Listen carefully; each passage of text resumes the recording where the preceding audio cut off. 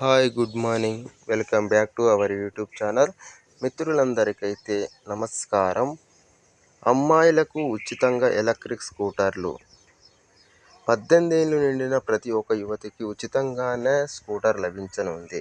ఎన్నికల్లో ఓటర్లను ప్రసన్నం చేసుకోవడానికి భారీగానే హామీలు ఇవ్వడం జరిగింది. ప్రజలు కూడా ఓటేసి అధికారం అప్పగించారు. దీంతో తెలంగాణలో అధికారం చేజిక్కించుకున్న కాంగ్రెస్ సర్కార్ ఇచ్చిన హామీలను అయితే ఒక్కొక్కటి అమలు చేస్తూ అయితే వస్తుంది. ఇప్పటికైతే ఉచిత విద్యుత్ 200 యూనిట్ల వరకు అయితే అమలు చేసింది.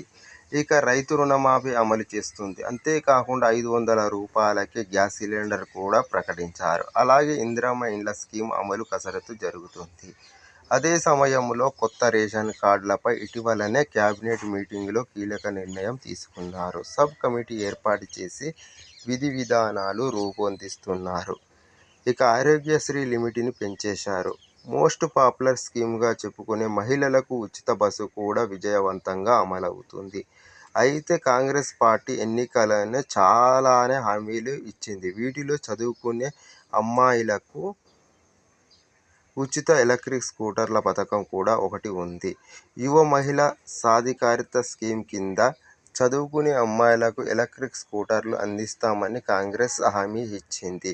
18 సంవత్సరాలు పైబడి చదువుకునే ప్రతి యువతికి ఎలక్ట్రిక్ స్కూటీ అందిస్తామని కాంగ్రెస్ హామీ ఇచ్చింది. అయితే ఇప్పుడు ఈ స్కీమ్ అమలు ఎప్పటి నుంచి ఉంటుందే అంశంపై చాలామంది అయితే మాట్లాడుకోవడం అయితే జరుగుతుంది.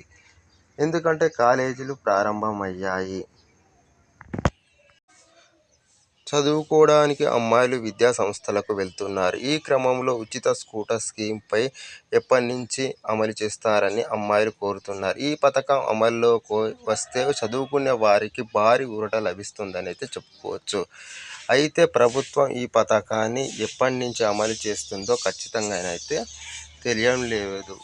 రేవంత్ సర్కార్ కూడా ఇప్పటి వరకు ఈ స్కీమ్పై ఎలాంటి అధికారిక ప్రకటన అయితే చేయలేదు. కేవలం ఎన్నికల హామీగానే మిగిలిపోయింది. ఒకవేళ ఈ పథకాన్ని అమలు చేస్తే 18 ఏళ్ళు నిండిన ప్రతి ఒక్క యువతికి ఈ స్కూటర్ ఉచితంగా అందిస్తారు. లేదంటే ఏమైనా షరతులు విధిస్తారా అనేదైతే ఏజ్ లిమిట్ ఎంత ఉంటుంది, లేదంటే చదివే కేటగిరీ, కుటుంబ ఆదాయం వంటి లిమిట్స్ తీసుకువస్తారా అనేది అయితే తెలియాల్సి ఉంది. అంతేకాకుండా ఒకే ఇంట్లో 2-3 అమ్మాయిలు చదువుకుంటూ ఉంటే వారందరికీ కూడా స్కూటర్లు అందిస్తారా, లేదంటే కేవలం ఒక కుటుంబంలో ఒకరికి మాత్రమే ఈ బెనిఫిట్ వర్తింపజేస్తారా అనేది అయితే చూడాలి. కాగా ఈ స్కీమ్ కింద అర్హత పొందాలంటే చదువుతున్నట్లు ధృవీకరణ పత్రం అంటే college admission card, driving licence వంటి డాక్యుమెంట్లు అయితే అవసరం.